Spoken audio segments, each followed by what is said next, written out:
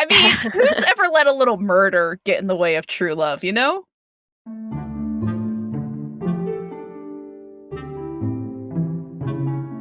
Greetings, travelers!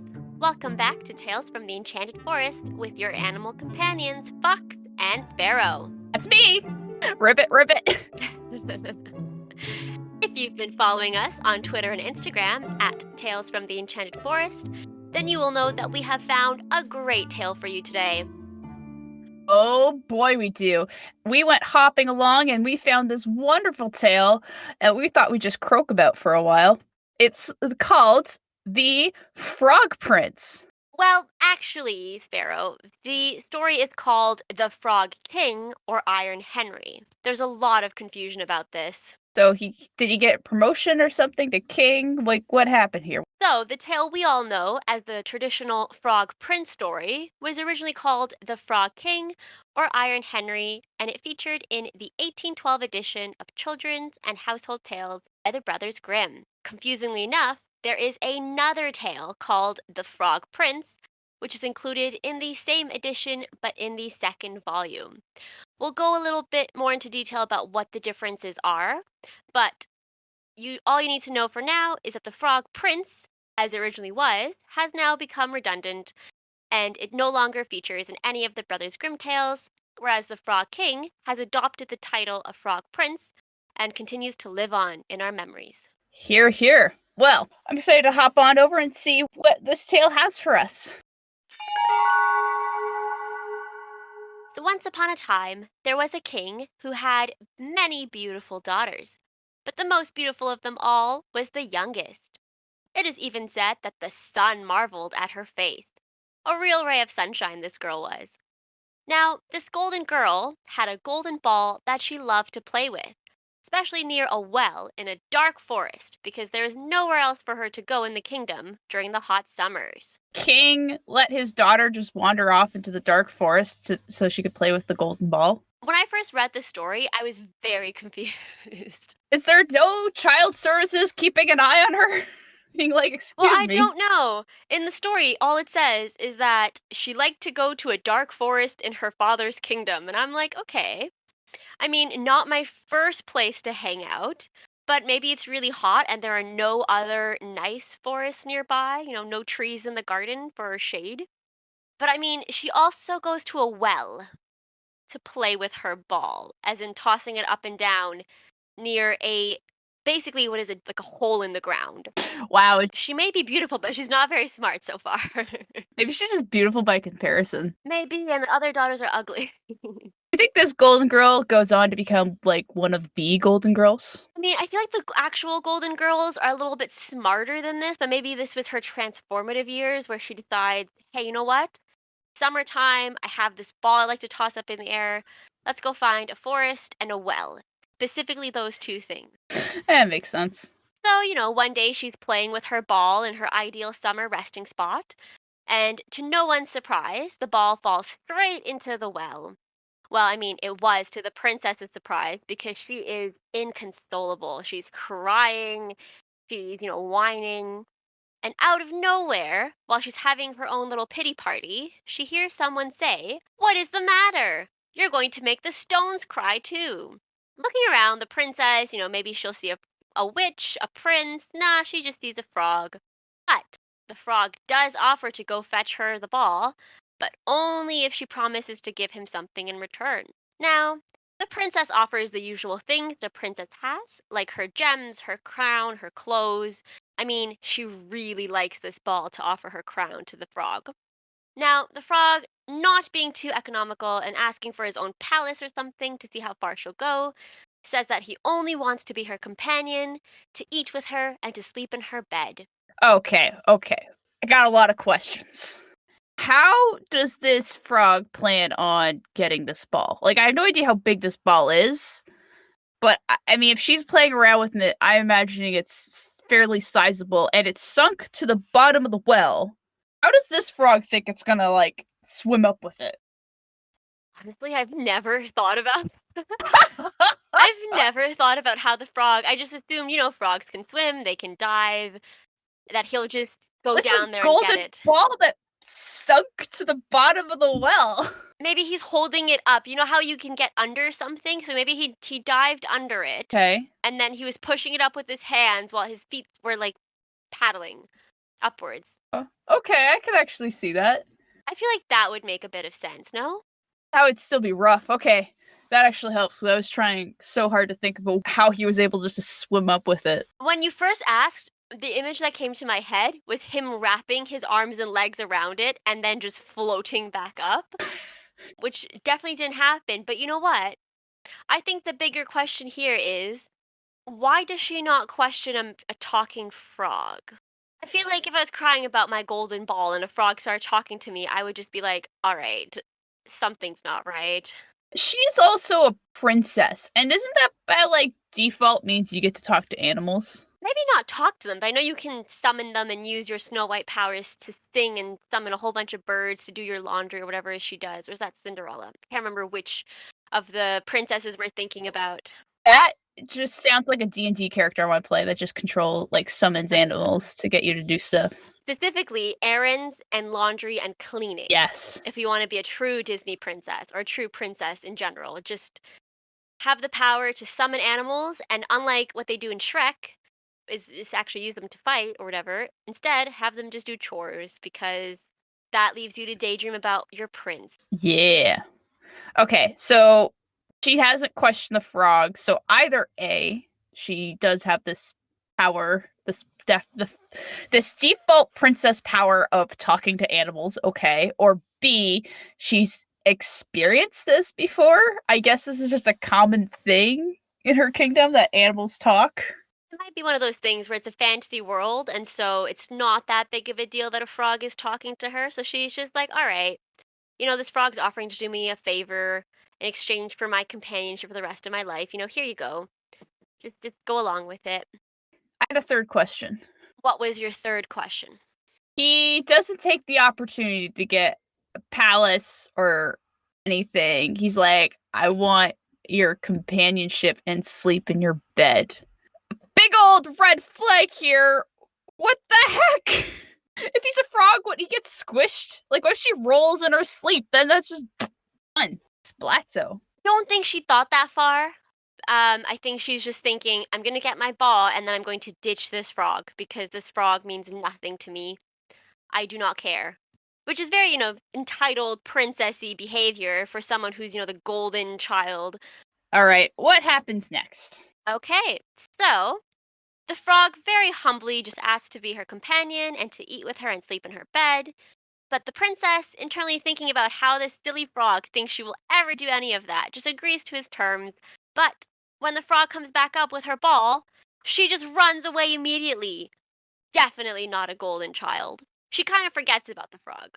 I think this is a good summary of us just not reading the terms and conditions when we agree to like everything on the internet, and then we're like, what do you mean they stole our information? Like, well, I didn't agree to that. And then they come back and show you the contract and they go, well, it was in there. And you have to go, well, you see, my ball was missing and I was looking for it. And this magical frog offered to get it for me. So when I promised him that, I would agree to his terms and conditions, I wasn't really paying attention. I had no intention of following through. Kind of like, how dare there be consequences to my actions? Oh my gosh. Anyway, so we're about to see what happens to our wonderful, beautiful princess. She kind of just forgets about the frog, doesn't really consider him to be worth noting, doesn't even mention him over dinner that night. The next day, however, as they're having dinner and talking about noble things, they hear a knocking at the door and someone shouting, "Princess, open the door for me!" The princess is wondering who that could be, so she opens the door and she sees the frog, who most likely spent the last day hopping over to her. She kind of just freaks out, slams the door shut, and leaves, as one does with unwanted house guests. Now, her dad, the king, wants to know why she looks so scared. Were there telemarketers outside trying to sell her something? No. And so she tells him the entire tale.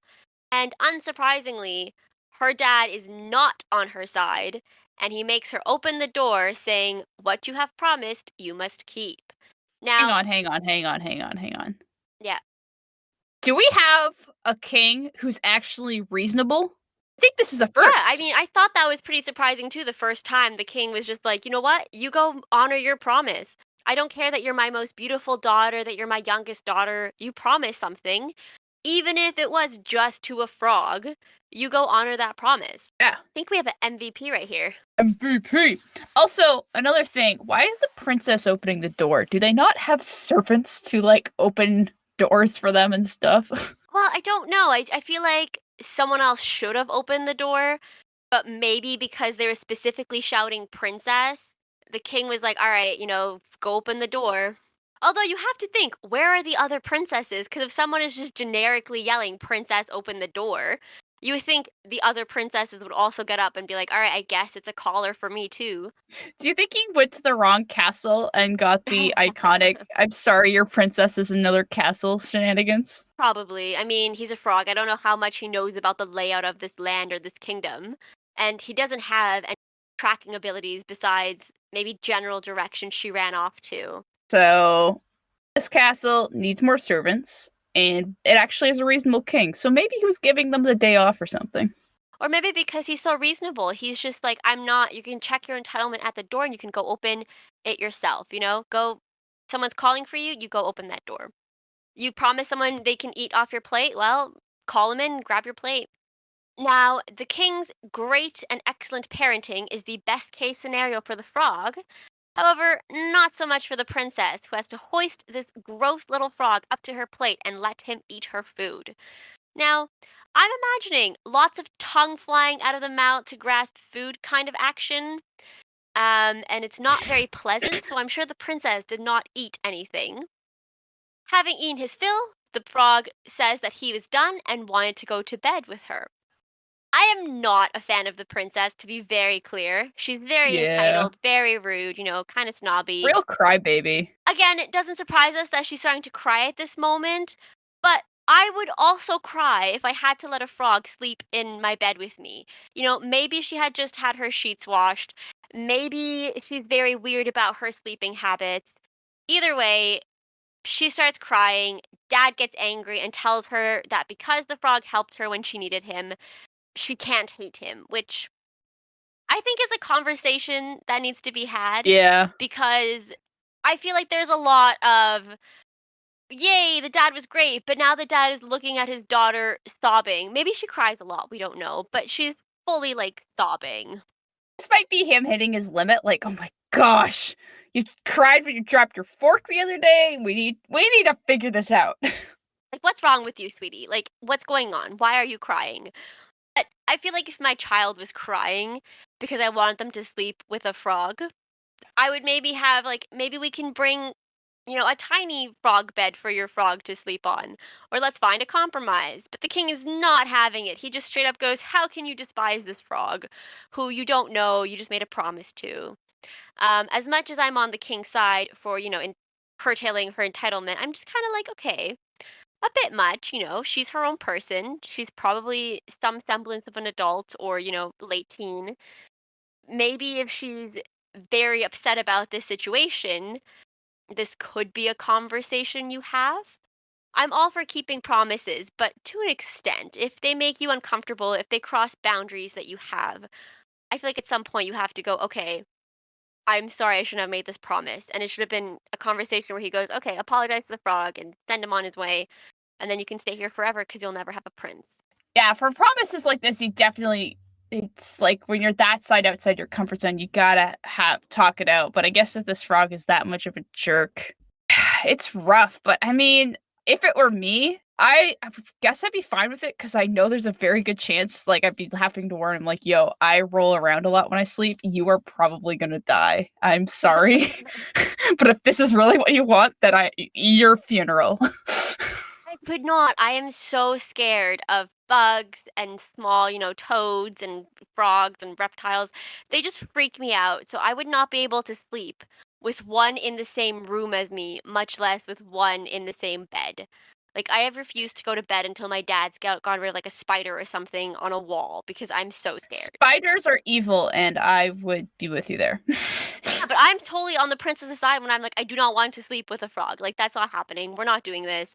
I'm going to cry. but Dad says she has to, and we have the whole. Where's the mom in this? I don't know. I was gonna ask. Where are her sisters? All these other princesses. Maybe you know what? Maybe you're right. Maybe they're all just tired of her crying over everything. They're like, you know what? This feels like the way he's going about this. This is a long time coming, and this is just the final straw. He's like, you know what? Deal with it. It's a frog. It's not going to kill you. This is your problem. I mean, there are poisonous frogs out there.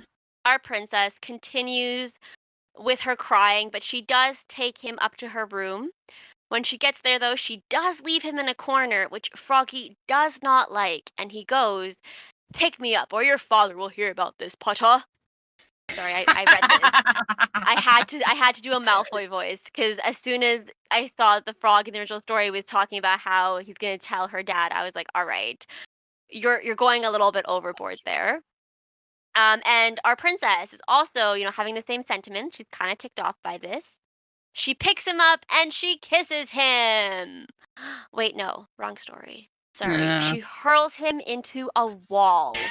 And morbidly still, she says, and this is a quote from the book that I just had to pick up because, she goes, "Now you will have your peace, you disgusting frog." So she went from fulfilling her promise to just straight up murder. Went from, okay, I'll listen to you, Dad, and he can eat off my plate, I'll take him upstairs, and she just, goes full, and she just she fully just tosses him into a wall and says, "I hope you're dead, you disgusting frog." We don't really see a lot of princesses or female characters have agency in their stories, as we've seen so far. Like, she's kind of had a bit of agency because she made the promise on her own, but her father's been enforcing the promise up until now, and the second she gets a little bit of freedom, she just straight up murders him. So... on one hand, I'm kind of like, yeah, make your own decisions, but also, is murder really the best decision? But Frog did, threaten to talk to my dad about not letting him sleep in my bed. I might consider, tossing him out a window or something. But she fully just picks him up and yeets him into a wall. Like, I feel like there's something here that needs to be unpacked. I'm just not quite sure I am mentally able to unpack it at this moment because I am still processing.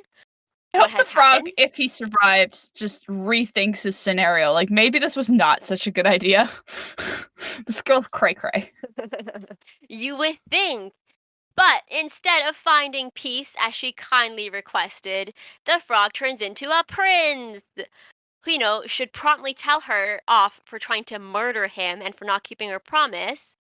Instead, he tells her he was enchanted by a witch, but now he is saved. She is his wife, and they will travel to his kingdom tomorrow. And I'm sure this was all said in one breath. And the princess who just tried to murder this dude, is probably going to be like, you know what? No, I want to stay here. I don't want to go with you. But no, she's totally cool with it. And they go to bed. So, I don't know what to say. I remember reading the story and I was like, well, maybe they'll explain why he turned into a frog. Maybe they'll explain, she was very overwhelmed. She has a phobia of frogs. This has all been very hard on her. The prince explains to her everything and they bond over their hatred of frogs and, things make sense. But instead, he just kind of turns hot and she's like, okay. Yep. I guess you're no longer gross. Sorry I tried to murder you, but it's all cool because now you're my husband. Moral of the story, kids, is you need to keep your promises unless they're gross. Then it's fine to break it. It's fine to break it because at the end, there'll be absolutely no consequences. No consequences! You'll end up with a hot guy who does not care that you tried to murder him. He's just going to be like, all right, you know what? It's cool. We were destined to be together. Wow. There's just so much that happens in those, 2 lines that you just said, and they gloss over so much. They do say that this is one of, their staple German folktale, fairy tales they will constantly have, and it's usually the first one in their collections. So there's definitely something here that they were like, you know what? Obedience, following your promises, all of these things make for a great story. So, okay, do you have anything else to discuss about I do. All right. I'm still very mad about it. Well, one thing I kind of thought was interesting is when she made the promise, again, she was her own person. She was entitled, yes, but she made that decision on her own, not thinking about the consequences of it. Her dad is the one that made her face those consequences and kind of told her, like, she has to keep her promise. He enforced a rule to her. The second she has a moment to herself with the frog, she doesn't take orders from him very well. As soon as he says, like, put me on your bed or I'll tell your dad, she lashes out in a very violent way. Violent, but again, it's her own, it's how she is. So she's doing it as her own person. Mm-hmm. But then immediately after she does this thing, which should have, again, more consequences for her, the prince appears and he's her husband now and he tells her what they're going to do and everything's kind of solved. So we never actually get an address about her behavior or, what made her want to murder this frog so badly on the spot. What was her extreme reaction? Where did it come from? How does it go with the whole concept of obedience that the Brothers Grimm were really trying to push with this story? I mean, I don't really see the story and think obedience. No. I see it and I think, wow, that's a weird story. A self-contradicting story, which we'll talk about more later. Yeah, I mean, it's really weird, and I never really thought the story would go like this. I thought there might be some, like, it might No. be gross to kiss the frog, but I thought she still did it. It was one of those things where I was like, oh, where's the kiss? And we will talk about that more in a bit because I Yeah. will find the kiss for you.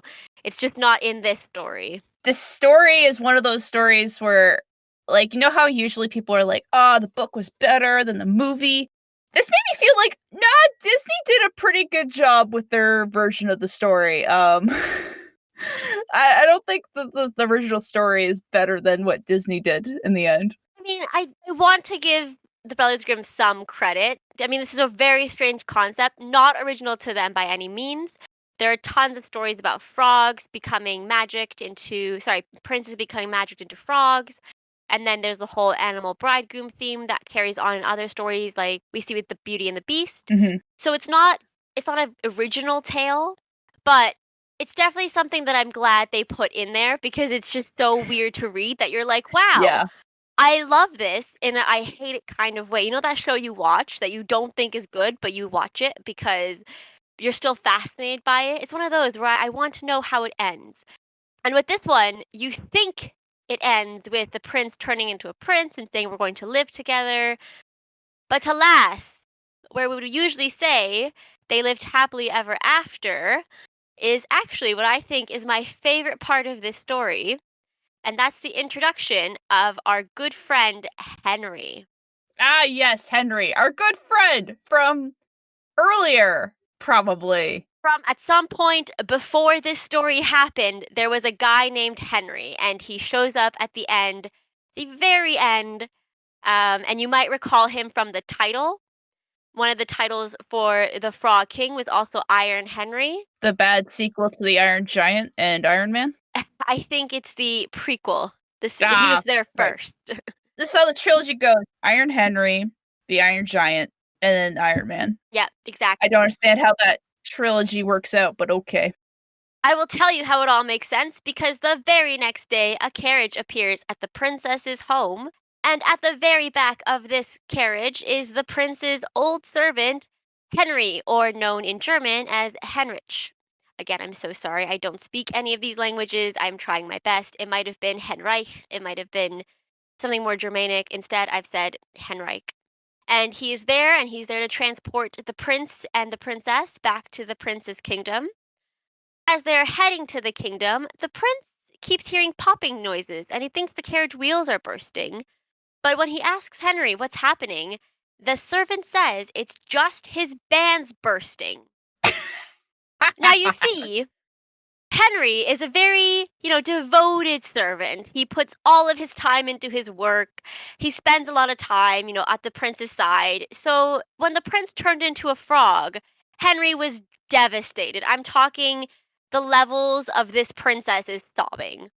And what he does is he doesn't go to therapy, doesn't go to grief counseling, doesn't try and find his missing frog prince.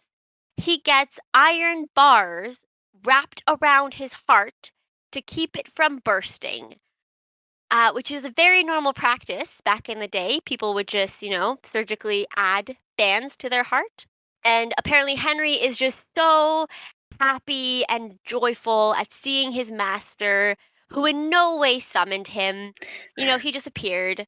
That as they're on their way to the kingdom, the bands around his heart just keep bursting, which is where I'm going to guess the phrase "my heart is bursting" or whatever comes from, because I cannot think of anything else. I'm confused. It's just such a random thing tacked on at the end, and yet it's kind of wonderful. I mean, when I read the title, Iron Henry, I was like, okay, at some point there will be something like an animal or a creature made of iron named Henry who will do something. I did not expect this. I expect it to be about the last paragraph with new characters that come out of nowhere. I have so many questions about this prince. Why was he turned into a frog? Why did he pick this specific princess? Why was he chilling in this random well in this dark forest? Why was he so insistent on this one princess when he could go find another one who maybe would have been nicer or kinder or, sweeter? Maybe he had tried. Maybe this was like one of many that promised stuff and then they never came back, and he's like, dang it. And this time he was like, I'm going to get her, gosh dang it. This prince, why does he immediately like this princess who is nothing but cruel to him the entire time? Why does he want to make her his wife? Why does Henry know where the prince is?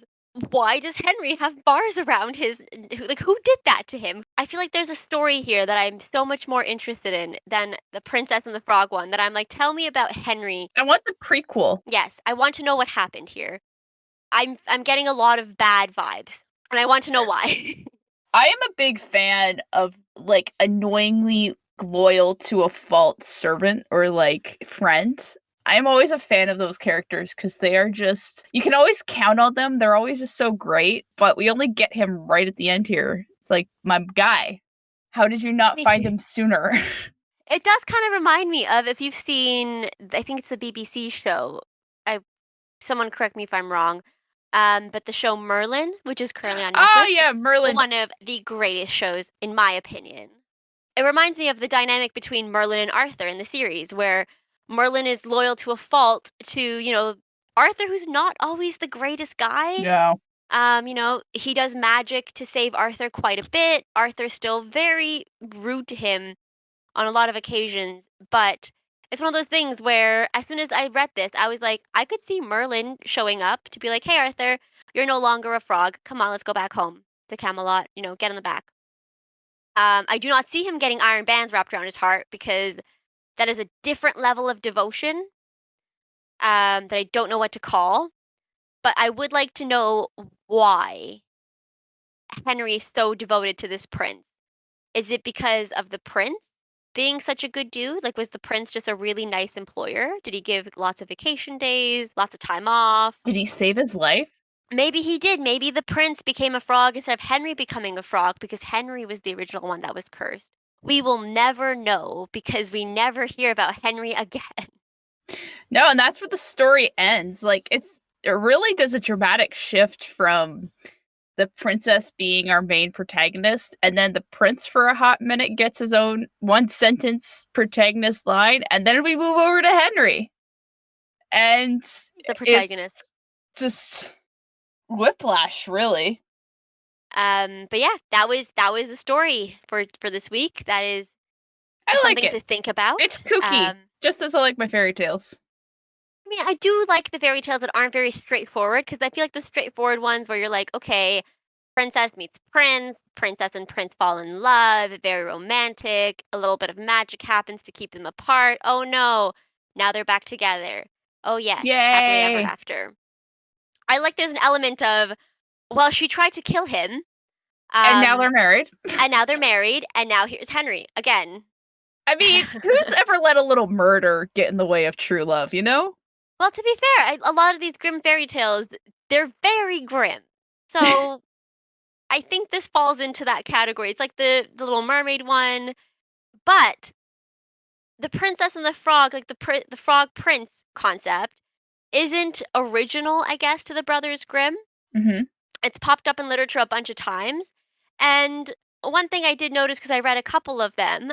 So I think one thing that's really fascinating about the whole attempted murder situation is that it replaces our kiss, the Ah! kiss we're looking for. I mean, when you think of Princess and the Frog, you automatically think of princess kisses frog, turns him into prince. That is the very basic concept of Princess and the Frog. Hmm. The Frog Prince, however, has a very different type of trope, which gets very, very dark in a lot of different adaptations. I've tried to look up where the kiss was, and instead I found a lot of gruesome things happening to frogs, which are all, slightly terrifying. Just to highlight two of them, in a slightly different Korean version, the frog, he gets a fiance, his stepmom finds him a fiance, they wed, and he asks his new wife to cut his skin off, What? and when she does, he becomes a prince. Ew! That's not even the worst one. I thought the worst one for me was in the Scottish version called The Well of the World's End. The bride has to chop his head off. I mean, okay, no, I think peeling off skin is creepier for me, but yeah, that's not great either. They're not great. I mean, in the story with the Brothers Grimm, we see her doing it out of her own, her own accord. She just takes matters into her own hands and literally chucks him at a wall. Yeah. And that's how she turns into a prince. But in other ones, I feel like the girls are less willing to do this. They get asked by their frog husbands to do something very horrific to the actual frog, and they just have to trust this frog is not some sadistic frog that just, wants to die in a really weird way. They have to trust that something will come of this, and they have to chop off his head or cut his skin off. So I feel like in some cases, our princess has a lot more agency and control of her own actions than she does in some other versions, including the later versions of this exact tale by the Brothers Grimm, because in this one she chooses to toss him into a wall. He doesn't Hmm. ask her to. Maybe that was what it was leading up to. Maybe he was gonna go, toss me into a wall, babe. I'll turn into a prince. Um, but this story, it's very dark. I could not find a kiss in a lot No. of them. So I was just like, I guess we just really like hurting frogs to turn them into princes. One thought I had was, what if the curse was specific and said, okay, you are a frog until you either like are called out on your rude behavior, or B, like you see the error in your ways of your rude behavior. Like, because he was pretty rude to her, is like demanding her to do everything. And then maybe when she threw him against the frog, like, one of those two things were met, and then he was turned into a human because he's like, whoa, I should stop being a jerk. Well, this is something I've also thought about, because I was trying to think of, okay, why a frog? Why would they choose a frog as their transformative animal? Like, and it happens too many times throughout different regions and throughout different storytelling methods and throughout different kind of time periods. We kind of have to be like, why are people choosing frogs? Hmm. And one thing I kind of looked at was, well, frogs do kind of symbolize new life and transformation. And they live in kind of this liminal space between being able to be water creatures and being land creatures. And so they're kind of this world, but also of the aquatic world. And with some types of frogs, if you cut off their limbs, they can grow new ones. So what I thought about was, what if the prince was actually a really bad dude and the witch cursed him, and in order to make that transformation, he had to sacrifice some part of himself to regrow back into his old self, or to his old body, but with a new mindset, I guess. So to me, it was more of a he has to make that sacrifice and either have his head chopped off or his skin peeled off or be trampled on or be, chucked up against a wall. Whatever the horrific method is, it's a way of destroying one part of him so that he can reemerge as a different part. And that's what I always kind of thought about because frogs do symbolize a lot of transformation. So to me, it was he had to do something drastic to make that happen for himself. Mm. Or I guess even trust in other people. Like you have to trust someone enough that if I tell you, Sparrow, cut off my tail. It'll help me. I have to trust that you'll listen to me and you won't be like, okay, but I love you too much. I can't ever cut off your tail because you're worried about what would happen. In these cases, most of the women are just like, I guess I'll do it. As reluctant as they are to actually do the task, they still do it. They trust the frog's word that this will have some positive outcome. And in the end, it happens. I mean, they're obedient to the frog, or in some cases, they're obedient to their frog husband. And it ends up giving them a leg up in life because now they're a princess or a queen. They have their own kingdom. So I guess it's based on that theme of trust and obedience to your husband, even if he's a frog who you tried to kill. So what I heard just there is that you want me to cut off your tail? Okay, let me just go get my knife. I don't think I will turn into a prince as much as I would like to, but I am also happy that I don't have to do that. You sure? I'm already got the knife right here. Right? I could just, help you out there. Take a little bit off the end, maybe?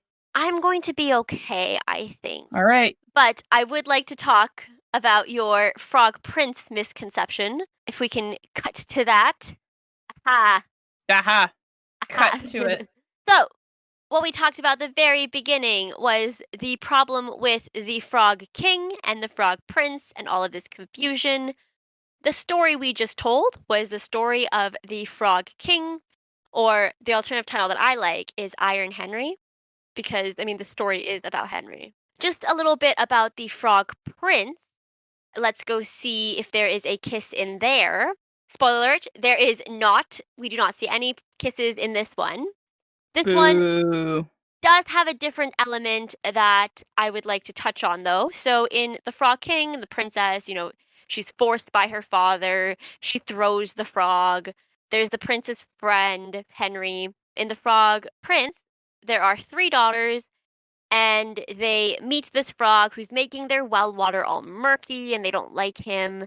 He offers to make it clear if they will be his sweethearts, and the first daughter says no, second daughter says no, but the third daughter really wants her cup of water. So she, agrees to be his sweetheart. And in this one, when the frog comes to her at night, she lets him in of her own accord, and she lets him sleep at the foot of her bed. Oh, so she's nicer about it. Well, she does this for 3 nights. Wow. And she did squish him? Nope, he slept at the foot of her bed, so it's not like he was, getting the pillow treatment. He was at the foot of the bed. Okay. But she lets him do this, and on the 3rd night, she wakes up to find that he's transformed into a prince. That seems like a better way to go. He wasn't rude about it. He just was there, and she was nice about it. He was still a little bit obnoxious. Oh, yeah?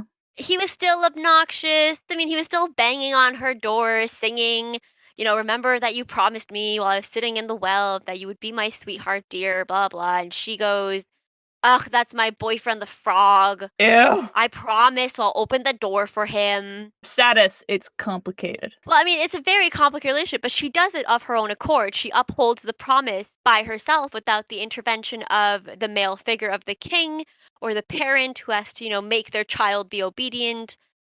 She does it by herself. She gets rewarded for, keeping her promise. Mm-hmm. And it's this story that gets, omitted from the record. This is the one that they're like, you know what? We don't really want this one. We want her to throw him against a wall. We want that. To be fair, I think that's the version I would pick too. It's the most dramatic and most random. And that seems to be in line with the Brothers Grimm's style. To be fair, if I had the 2 options, I would go with the first one as well, because there's no Henry in The Frog Prince, whereas we have the wonderful Henry in The Frog King. But that's just a little bit of trivia about the weird analysis that happens. A lot of people nowadays, when they mention The Frog Prince, they are talking about this story that we just were telling for. So it gets very confusing when you're trying to research anything, because people reference The Frog Prince, and you're like, okay, I got it. But then they also mention The Frog King, and you're like, okay, what's that? Another name you might be more familiar with is The Princess and the Frog, which is Disney's take on this story that was developed and released 2009. It's probably, at this point, one of the most well-known versions of the story, because Disney is a juggernaut when it comes to fairy tales. To be fair, when they're doing it the first time around, honestly, for the most part, they really do it well. Have you seen this film? I did also read the book it was based on, The Frog Princess by E.D. Baker, and it's pretty much good. I think I like the Disney one better. Mm-hmm. Tiana is just one of my favorite Disney princesses, hands She's great. down. So, The Princess and the Frog by Disney, I think, is just an absolute masterpiece to me. I Oh, love it. it's so underrated. I think it's my favorite version of the story. I love the fun twist that she turns into a frog. And it's also just sadly the last film that Disney made in that 2D animation style, which I really hope they bring back one day. I mean, we've seen from all their old movies, but this one in particular, how well they do with it and just how exciting and animated they can be, even though it's just a 2D style. That aside, the story itself is quite fun and it really gives a new take on the whole Disney princess thing. I highly recommend if you've not already seen it. It's one of those ones where I would recommend as well. I would want anyone of any age to watch that movie. One of the problems we have with our fairy tales is so often our princesses don't have any agency, they don't have any control. They have to do horrific things. And with Princess and the Frog, I feel like Tiana is just, she's underrated. She's a hard worker. She wants to make something of herself. She doesn't want to, have a prince. She's not interested in that. And as someone who, worked throughout university and, I've pretty much worked my entire adult life, I really respect the fact that she wakes up to go to work, goes to bed for like 10 minutes, then gets up again because she has a dream and a passion and she's following it. Yeah. I like the prince. He follows her passions too. He respects her. They maintain their individual characteristics, their individual personalities, even while they are frogs. Mm-hmm. And it's one of the Disney ones where I'm like, yes, this is a female role model that I can support and I can stand behind, I can respect. And I like how they maintained the personality of the prince pretty much stays the same, both the original version and this Disney adaptation. They didn't shy away from how much of a jerk this guy starts out. Yeah, they're like, he needs some kind of transformation to become a better person. He's not that person yet, but you look at this frog and you think he can be a good person. We're going to work on him. It's also just classic Disney fun. I'm here for it. I'm definitely here for it as well. I love Disney princesses. I love Tiana. I love Rapunzel. Merida, I think they're so powerful and they're so strong and they take things into their own hands. And I am such a sucker for fairy tale retellings and twists in them. Yeah. So I love when they take a fairy tale and they make it their own, which is what E.D. Baker did when she made it so that the princess turns into the frog instead. And I love those kind of books and those kind of movies because it's just so unique and they take something and they make it modern and they make it fit into our world. Well, I think we're quickly running out of time, so let's run through quickly our 5 favorite moments, our 5 fantastical finds, if you will. Number 1! I found the first kiss. I found the first kiss. Yeah, I did. You can all thank me. Wilhelm Busch wrote a tale called The Two Sisters in 1881, where the good sister meets a frog and kisses him not once, not twice, but 3 times, for him to turn into a prince. Whereas her lazy sister kisses a water sprite who drags her into his underwater realm. A cautionary tale on being kind to animals, I suppose? Or maybe that was like Aquaman that she kissed? I don't know. Number 2. We did not find just the one kiss. We found 2 kisses, dear travelers. For our froggy smoot, we have another German source by Ulrich John in 1891. We have a tale called The Queen and the Frog, where a queen needs to fetch her wedding ring from the bottom of a well, and the frog offers to do it only if she marries him. Now, the queen is very happily married to the king, who's off in battle, so she tries to get her maid to do it instead. But this particular frog insists that she be the one to kiss him. So she does what we would all do, and she blindfolds herself. And it turns out the frog is her husband! Who would have known? So now, dear travelers, you have 2 sources for your frog kiss. Number 3. Like all stories, The Frog Prince has a fair number of tropes. We could go over them each individually, but I want to focus in today on the one specific trope, the broken Aesop. Now, you're probably wondering what the heck that is. Well, an Aesop was actually a Greek philosopher who often wrote fables with a very intentional morals to say. So a broken Aesop is a story where the moral of the story is completely undermined by the way characters go about learning that lesson. So in our story today, you could see the moral of the story being to keep your promises and to treat people well. But it's completely undermined when our protagonist, the princess, does not want to keep her promise and she does not treat this frog well. So she straight up murders it. But then she is rewarded for doing so. It completely undermines the idea of this story. Now, if you're wondering about what other examples, well, there's actually a lot more examples than you would think. First example that jumps to my mind is the 2017 Justice League. In this film, the tagline is quite literally, "You can't save the world alone," which is fair. We talk a lot about stories bringing people together, and the Avengers and the Justice League are very big examples of heroes coming together to make a difference they couldn't do on their own. But in actuality, when you watch the movie, it's more of you can't win without Superman because you have the whole team at the end of the movie fighting very hard to save the day, and they all just get wiped. And then Superman walks in and pretty much solves every problem on his own with no assistance from anybody else. So, good idea, work together, that, then you could do anything, but in reality, you just need Superman. Another example of this trope is from the movie The Greatest Showman. This wonderful musical has a lot of glamorous lights and some very good music, but a kind of a dark message at the end of the day. The whole point of the movie is don't judge people by their cover. You don't know what they're like on the inside, even though they might look different from you. That's nothing weird or to be ashamed of. But the whole point of the circus was to exploit people for being freaky, weird, and different so people could come and laugh at you.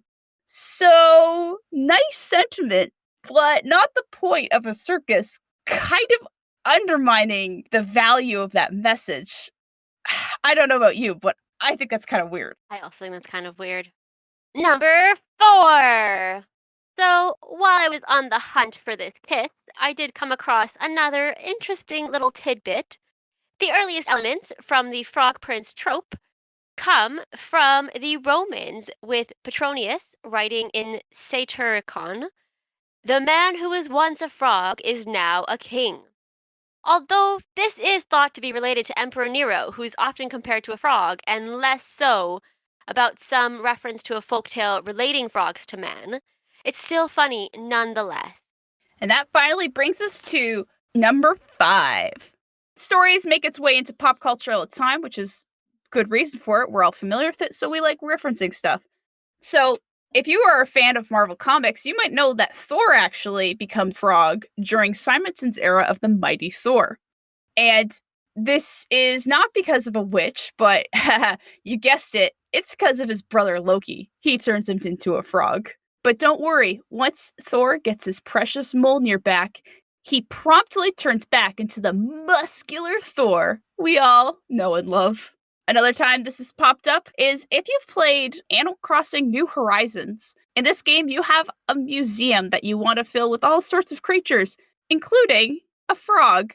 And if you give this frog to the curator, Blathers, he will tell you, "Ribbit, my prince has arrived."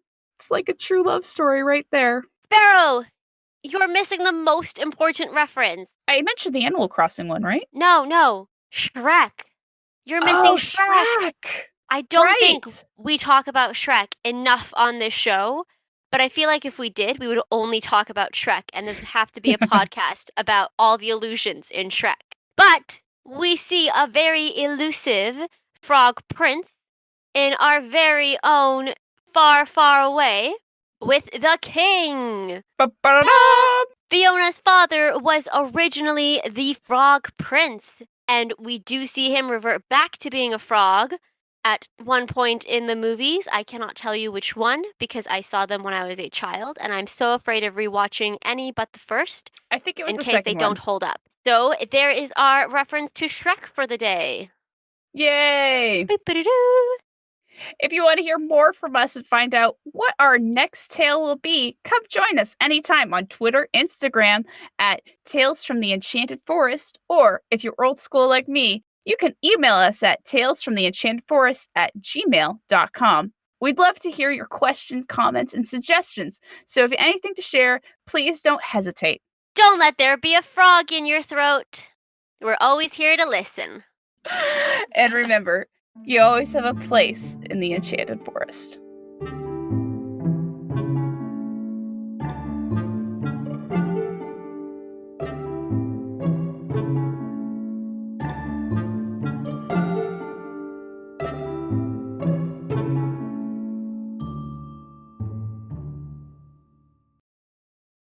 And sometimes, if you stick around long enough, you might hear some bloopers. Us make a mistake?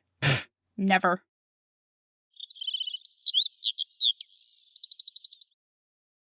What is the matter?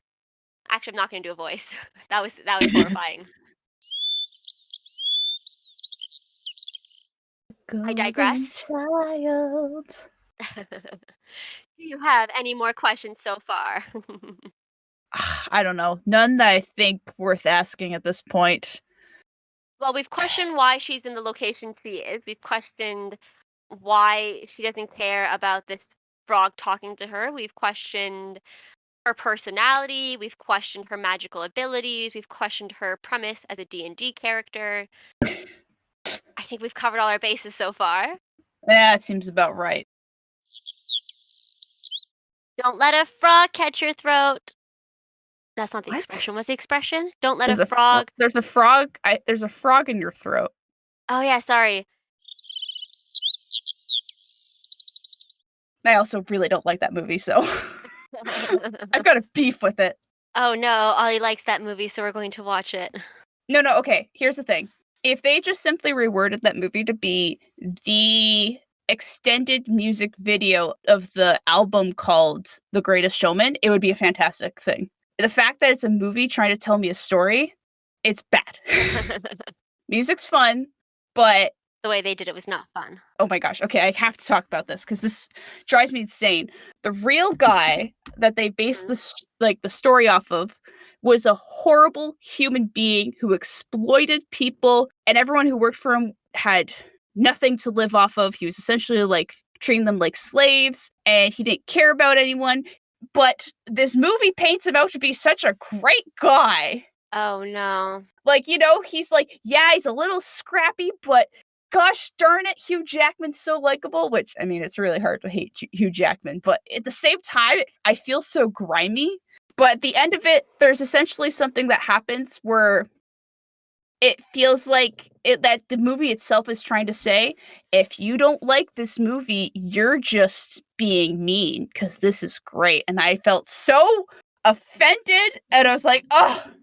Oh no.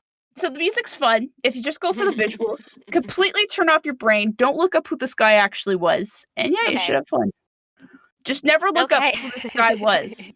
I probably will not. So